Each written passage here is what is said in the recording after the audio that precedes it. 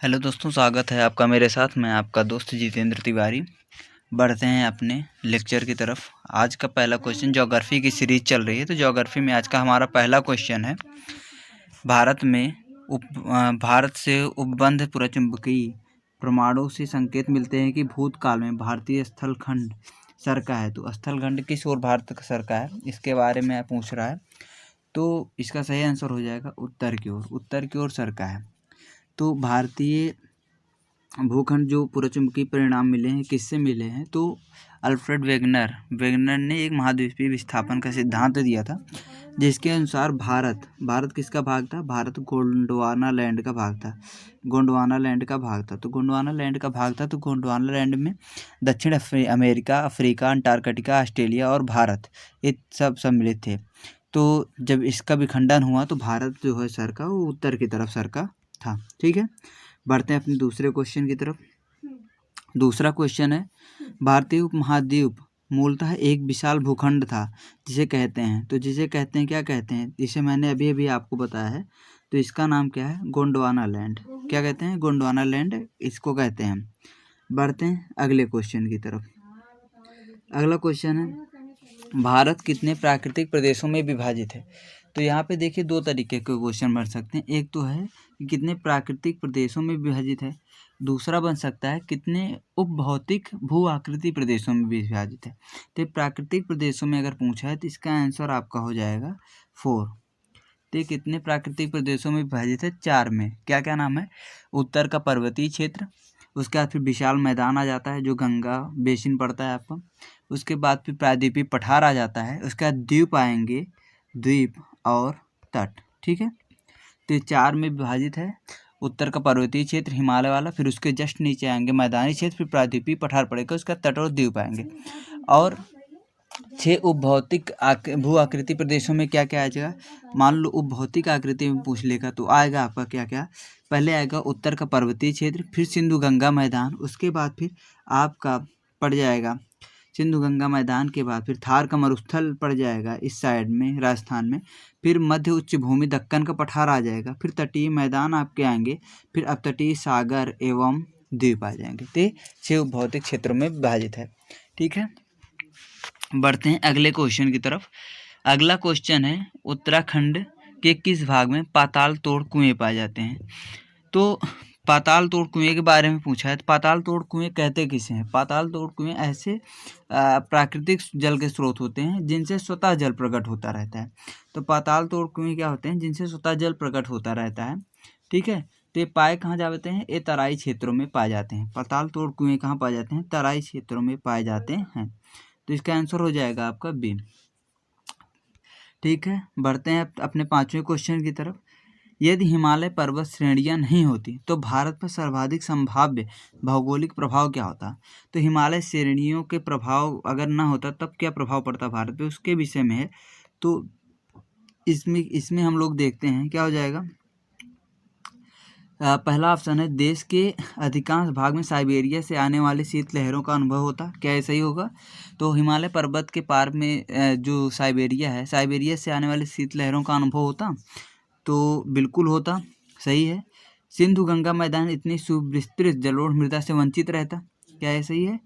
तो सिंधु गंगा मैदान, सिंधु नदी और गंगा नदी वहाँ से निकलती हैं, तो ढेर सारे पर्वतों को तोड़ती हुई वहाँ से मिट्टियाँ जो लेकर रहती हैं, नवीन मिट्टियाँ विस्तृत करती हैं अपने मैदानों में, जिससे क्या होती है, जो जलोढ़ मृदा होती है, जिनसे कृषि भूमि उपजाऊ प्राप्त होती है हमें। तो बिल्कुल ये भी प्राप्त होता अगर वंचित होता। बिल्कुल, अगर हिमालय पर्वत न होता, मानसून का प्रतिरूप वर्तमान प्रतिरूप से भिन्न होता, तो बिल्कुल मानसून प्रतिरूप भी वर्तमान प्रतिरूप से भिन्न होता। तो ऑप्शन क्या हो जाएगा? 1, 2 एंड 3। तो 1, 2, 3 इसका ऑप्शन हो जाएगा डी, 1, 2, 3। तो हिमालय पर्वत श्रेणियां अगर ना होती तो भारत के अधिकांश क्षेत्र में साइबेरिया शीतलहर का अनुभव होता और जलोढ़ मृदा सिंधु गंगा के मैदान से वंचित रह जाती। उसके बाद फिर मानसून का प्रतिरूप भिन्न होता, क्योंकि मानसूनी पवनें जो होती हैं वो आती हिमालय से टकराती हैं, उसके बाद बरसात करती हैं। उसके बाद फिर जाहिर सी बात है, मानसून की दशा अपने आप बदल जाती है। अगर साइबेरिया की हवा आती तब भी तो मानसून का प्रतिरूप भिन्न नहीं हो जाता। तो ऑप्शन हमारा हो जाएगा डी। अब आगे पूछ रहा है भारत के भू आकृतिक रचना के संबंध में निम्नलिखित कथनों पर मनन कीजिए। मतलब आपको इसमें सोचना है। क्या कह रहा है, संरचनात्मक दृष्टि से मेघालय पठार दक्कन पठार का ही विस्तारित भाग है। तो संरचनात्मक दृष्टि से क्या सही है। उसका अर्थ है कश्मीर घाटी की रचना एक समभ्यनति में हुई है, गंगा मैदान की रचना एक अग्रगर्त में हुई है। तो पहले तो मेघालय का पठार के देख लेते हैं। मेघालय का पठार जो है ये भारतीय प्रायद्वीप से मालदा गैप द्वारा पृथक हुआ है। किसके द्वारा? मालदा गैप द्वारा पृथक हुआ है। तो ये जो पठारी भाग दिखता है मेघालय का, हिमालय का भाग ना होकर प्रायद्वीपीय भारत का एक भाग है। तो ये विस्तारित है, बिल्कुल सही है। उसके बाद दूसरे में देखते हैं कश्मीर घाटी की रचना हिमालय की समभ्यनति में हुई है। तो कश्मीर घाटी की रचना भी हिमालय की समभ्यनति में हुई है। ठीक है, तो बढ़ते हैं तीसरे की तरफ। गंगा मैदान की रचना एक अग्रगर्त में हुई, ये भी सही है। तो गंगा के विशाल मैदान की उत्पत्ति जब हुई, जब प्रायद्वीप की दृढ़ भूखंड ने हिमालय के दक्षिण की ओर प्रसार को रोका। प्रायद्वीप के हिमालय दक्षिण की ओर बढ़ रहा था, प्रायद्वीप क्या उत्तर की ओर बढ़ रहा था। तो क्या हुआ, दक्षिण की ओर प्रसार को रोक दिया। तो हिमालय के उच्च वलन से के समक्ष एक अग्रगर्त पैदा हुआ। क्या हुआ? एक अग्रगर्त पैदा हो गया। तो ये विशाल मैदान का रूप ले लिया। हिमालय से निकलने वाली लगभग नदियाँ जो होती हैं अपने अवसादों को ये इस गर्त में भरती गई, जिससे एक विशाल मैदान का निर्माण हुआ। ठीक है, तो इस तरीके से तीनों ऑप्शन आपके हो जाएंगे सही। तो उसका चौथा है हिमालय की उत्पत्ति भारतीय प्लेट, यूरेशियाई प्लेट तथा चीनी प्लेट के त्रिकोणीय अभिसरण के फलस्वरूप हुई। बहुत अच्छा क्वेश्चन है। भारतीय प्लेट हिमालय की उत्पत्ति में शामिल थी, यूरोपीय प्लेट शामिल थी, चीनी प्लेट शामिल नहीं थी। तो इसका ऑप्शन हो जाएगा हमारा क्या, 1, 2 एंड 3, नॉट 4। तो 1, 2, 3 इसका हमारा सही आंसर हो जाएगा। तो एक बार फिर से एक्सप्लेनेशन को देख लीजिएगा। उसके बाद बढ़ते हैं 7वें क्वेश्चन की तरफ। निम्न में से कौन सा कथन असत्य है? तो असत्य कथन आपको चुनना है। भौमिकीय दृष्टि से प्रायद्वीपीय क्षेत्र भारत का सबसे प्राचीन भाग है। हिमालय विश्व में सबसे नवीन बलित पर्वतों को प्रदर्शित करता है।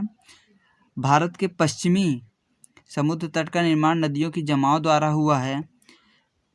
गोंडवाना शिलाओं में कोयले के बृहत्तम भंडार पाए जाते हैं। तो इसमें गलत कौन सा होगा?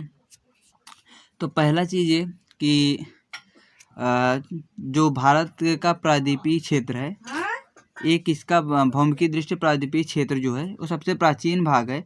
यही प्रायद्वीपीय क्षेत्र ही आके उत्तर यूरेशियाई प्लेट से टकराया था।